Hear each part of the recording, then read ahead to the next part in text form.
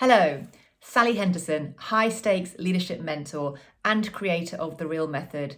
Really thrilled to be bringing my second chapter in my leadership series that I am gifting in support of being better together, especially to those senior leaders stepping into the role of CEO for the very first time. Today, I want to talk about a forgotten ceremony that, when done well, will transform your performance in that new role. And it's this. Well, actually, I'll tell you it by sharing a story. So I was chatting to a leader just this week who has been promoted internally into becoming CEO.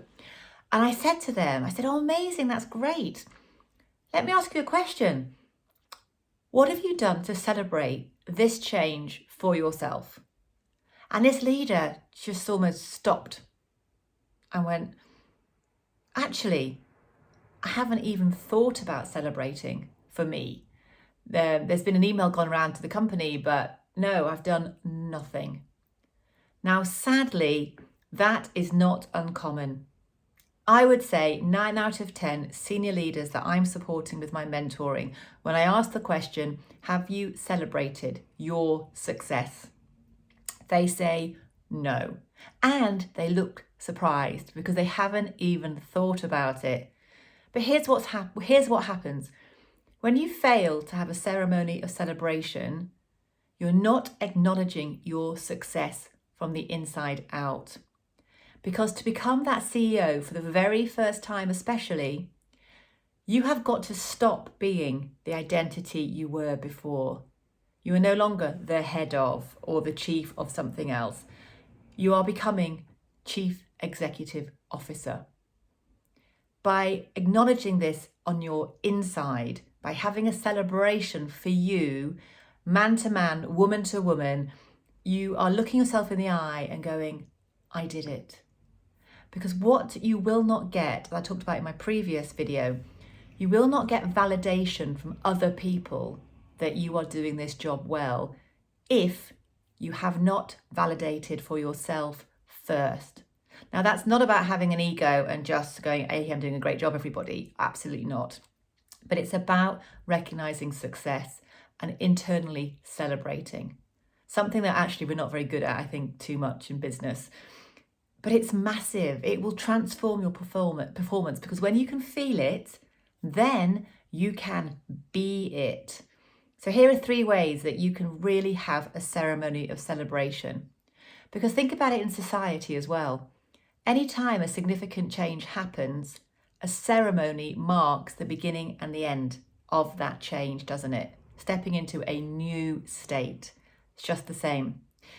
So the first way of having a ceremony of celebration, step 1, is to have it for yourself. So think about, is there something that you love doing that you rarely or haven't yet had the opportunity to do? Something personal that you can do with you. You may invite your significant other, but it's lovely also to have a ceremony of celebration, which is just you to you. Well done, me. It doesn't have to be glam, it doesn't have to cost a lot of money. It just needs to be something that you can experience that brings you lots of pleasure. It can be as simple as having a relaxing bath with no one knocking on the door, As I said, it doesn't have to be grand, but it does have to be meaningful. Because by doing that, you're marking the change. The second ceremony of celebration to have is with your family. They have backed you to get to this place, and they will also be supporting you and the stress that comes with change naturally as you embark on this new journey as CEO. So have you done something as a family to celebrate the success and the achievement? Because that's something that's exciting, and it's also something that is empowering, and it can give confidence for that CEO when they're having to give more, perhaps, in the new role. And there's compromise to be made as you're settling in.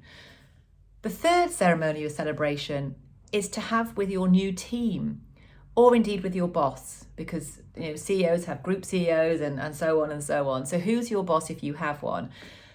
Have you had a ceremony of celebration together to mark the change? And here's where businesses and business owners miss out all the time when people are being promoted or welcomed in new in a senior role to an organisation, in fact, in any role. They miss the ceremony of celebration. At best, maybe an email goes round. But by being personal, by recognising the success emotively with this new leader, that's an incredibly bonding experience and just a nice thing to do, hey?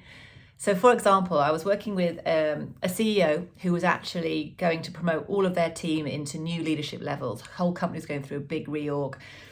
And I asked that CEO, hey, what are you doing with your team to celebrate? And they said, oh, well, I'm sending an email round. I want to thank them, but actually hadn't had time to think about it. So we quickly just planned it together.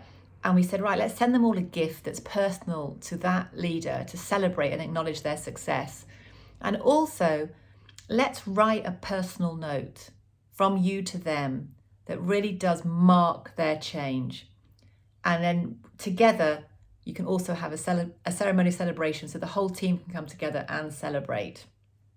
And they loved it. And they invested not a lot of time and not a lot of money in just making sure they marked a ceremony of celebration with these leaders in their new status. It makes the biggest difference to how people feel. The opposite, oh, an email's gone round, or we have a few beers virtually or in person, it just doesn't cut it, does it?